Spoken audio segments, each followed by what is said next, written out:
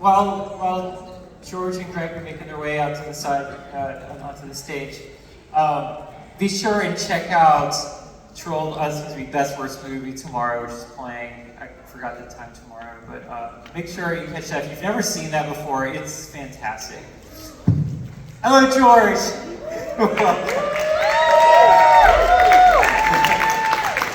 I haven't watched Troll 2 in a while. It's just, wow, that is amazing. It delivers from scene to scene, doesn't it? Absolutely. Hey, Greg. Some people say it's like a religious experience or something. Where your life changes forever. You know, when I was watching, I was wondering, since y'all have seen y'all's respective movies probably countless times just due to the fan craze and the cult status, do y'all ever just like, is there a moment where you're watching where you're like, I kind of wish I did something differently? I know that kind of negates the whole craze for what it's famous for, but do you ever just like pick anything apart and be like, wish I did that slightly differently? So I don't really watch the movie very often. But when I do, I realize like there's a reason why it works. You just gotta leave it alone. But for my instance, I basically was in a movie that the dialogue was sort of unsayable. So if you tried, it might have made it even worse. So I just kind of mailed it in and phoned it in. I think that was the best way to do it. Well, when you first see it, the first time I saw Troll 2, I was so embarrassed. I mean, it's just like I could not watch it. And I don't think I couldn't get through the whole thing. I think it was after the first scene or two, I put it back in. It was at VHS at the time, and it collected dust for I don't know how many years, and I never watched it until about 17 years later when I got a phone call from a student doing a radio documentary on Troll 2. I had no idea. I just kind of forgot about it because I didn't know the craze that was going on with it. And at that time, he said, if you don't believe it, go to IMDb. And I did. I went to IMDb, and there it was, 0 on Rotten Tomatoes. and I didn't even know what IMDb meant. And so I scrolled down at the very bottom. It said, scroll to screening in Provo, Utah. And it was April the 11th, 2006 when I saw this. And it said the screening was on April the 13th. Just happenstance that I remember. And from that, I went out there and I met the cast after 17 years, which was just incredible to see everybody again, and then Michael and I made the documentary. But yeah, it's just a train wreck that happened, and I mean, how do you put lightning in the bottle twice? You can't do it. Does anyone here have a question? And I'll point out. Yes, sir. So why are they called Trolls 2 when they're involved in Troll? I think they were going the coattails of, from what I understand, Rosella and Claudio. Rosella wrote the script and Claudio directed, their husband and wife. They were coattails of like Terminator 2 or whatever, so they just picked it, and that was the thing at the time. You got Commando, whatever, they just keep doing this 1, 2, so people would watch it probably. I think that's what it was. I feel like Nilbog would have been a good title. Yeah. Or Goblins. Yeah. Another question. Yes, sir. It almost felt like Troll 2 was like purposefully made. While you were making it, did you feel like you were making a comedic horror movie, or were you making a serious horror movie that just happened to be hilarious? That's interesting. I would like the same question to go to Greg too about his film, because it applies to both of us really in a lot of ways. When I got the script from Troll 2, it was so discombobulated.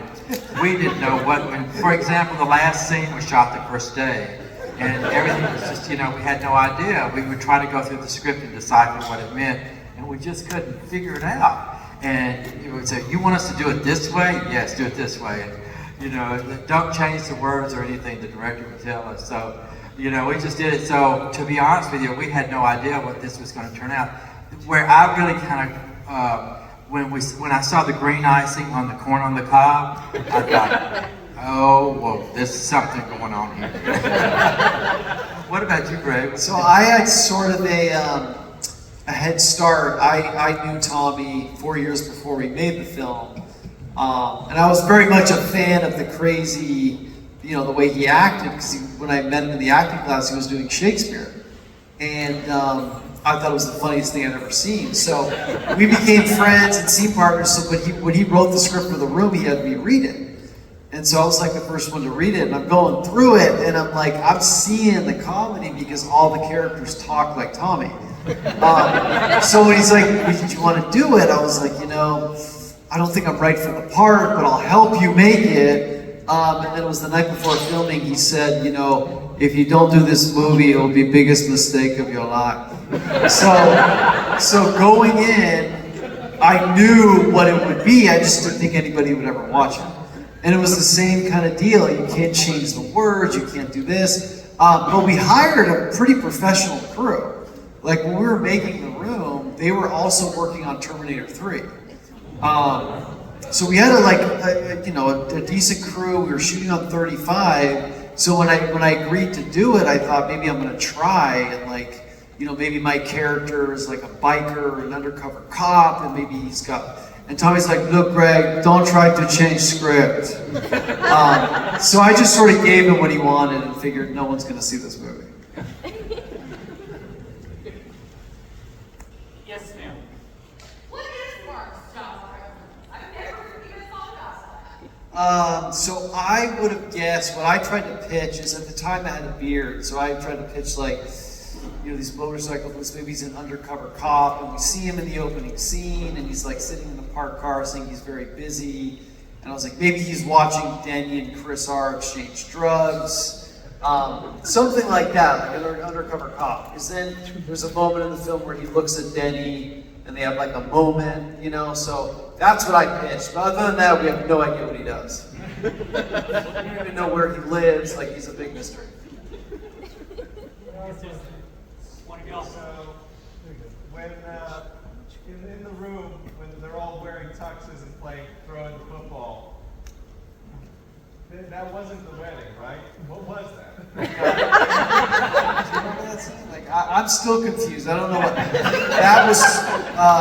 Basically, what I remember is he wanted to shoot a scene where all the characters are wearing tuxedos and playing football because it's never been done before. So it was the day before we went and got tuxes, so none of them fit. We're all wearing these super baggy tuxes, and then he's like, I have an idea, you have to shave, because that way I can call you babyface. So it was just a scene thrown together that had no impact on the plot. Yes. And best worst movie, we don't really hear about the Queen of Goblins. We catch up with the cast, but that was the most dramatic part. I mean, she really threw herself into that part. And in the best worst movie, I don't think we hear a lot about her. What became of her? Yeah. So in the documentary Best Worst Movie, we go back and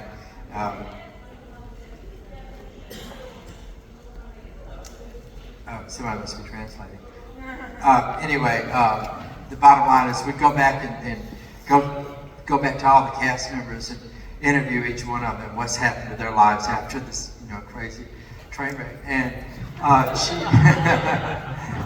she asked that she didn't want us to interview her, so it was difficult to get to. Really, we were very fortunate to get to a lot of the cast members, especially the one that played my wife. And so it was a challenge to get. Really, we were lucky to get everybody that we could. Was she local? She's from Salt Lake. Yeah, Deborah's from Salt Lake, and she had some health challenges too, and her husband was also had passed away around that time of cancer during the time that we were filming. So it was kind of tough for her to join in with the documentary, the making of the documentary. Yes. Greg, when did you start noticing the cult following of the film, and what was your reaction to it? I started noticing, so it was in LA, there was these film students that discovered the movie and would talk about it, and it would screen once a month in LA for free, that's the last Saturday of every month. So that built up and I thought that was kind of cool, and then I didn't think about it for a while, like George, and I got a call from an Entertainment Weekly reporter who had just gone to see The Room, and he said it was the most fun he's ever had in a theater. He's like, there was 40 people and we were throwing spoons at the screen, and I'm like, what? So we did this whole interview, and he's like, do you know that The Room's being studied at universities and there's celebrity fans? And so I did an interview, didn't think about it, and a couple months later, an 8-page article came out in Entertainment Weekly, and I went to Barnes & Noble and I was reading it, and it was like Paul Rudd, Jonah Hill, all these people love the movie, it's been referenced in other movies. And I just was completely shocked. I had no idea it had spread so far. So it was about 6 years after the movie came out that article came out, and then it started screening in New York and London, Japan, and that's sort of around the idea where I got the idea to write the book. Yes. So, this is a question for both of you. There are a lot of bad movies in the world, but these are actually beloved, like really good movies. They're enjoyable to watch, that have art value. There's such a big difference. And what is the it factor that makes these such good movies? So I thought of it watching it this time. Do you want to repeat the question for the audience? Yeah. So there's a ton of bad movies. And what is it about these two films, The Room and Troll 2, that work with the crowd and people enjoy? To me, I think a bad movie is one that is painful to watch. Like 10 minutes in, I'm like, I'd rather die than continue to watch this film. But I can't wait for it to be over. I think that's what a bad movie is. But what I'm noticing about these two movies is they're made by foreign filmmakers. Or actually, Tommy's from New Orleans, I take that back. But both of the filmmakers have accents, and they both take these movies super serious. They're trying to make their version of like an American horror thriller, an American drama. That's what I'm noticing the two similarities between these films are. That's a great question. What makes a bad movie good? That's kind of what Greg and we kind of want to take off on that. Maybe do a little podcast, start a podcast about that, because there are so many bad movies out there. You get up and walk, but you'll never forget what you just saw tonight. I'm sitting there thinking. I was thinking about some of you that never maybe seen Troll 2 tonight, or with Greg's film.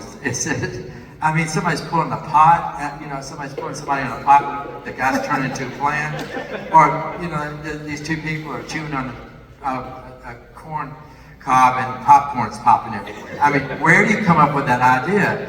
So when we were making Troll 2, I talked to Rosella. Rosella's brilliant. Rosella Drudy and Claudia Fragasso, and I would go, unfortunately, because she doesn't speak English, but understands it fairly well. Claudia's pretty good now in speaking English. But Rosella, how did you come up with these ideas? Really, where do you do this? I have no idea where you get these. Where do you come up with an idea like that? It's just imagination. And I just think that both films deliver from scene to scene. You just go, oh my gosh, did I really just watch that? And I think that's the magic of a bad film. I think did I just really see that? That did not really happen. And it's so genuine. I feel like I really believe it. I think they were trying to spread like being a vegetarian or something like that. And so I think there's hidden messages in both films, but really it's sort of a lot of it comes down to luck. Just some of these scenes just continue to find a way to get crazier. But it's not like they're trying to be bad on purpose. We have time for one more question. Who has the best question? Someone in the middle. Hi. Okay, so in The Room, I noticed that there were 3 different male side characters that had nothing to do with each other, but it seemed like they kept replacing the actors. What?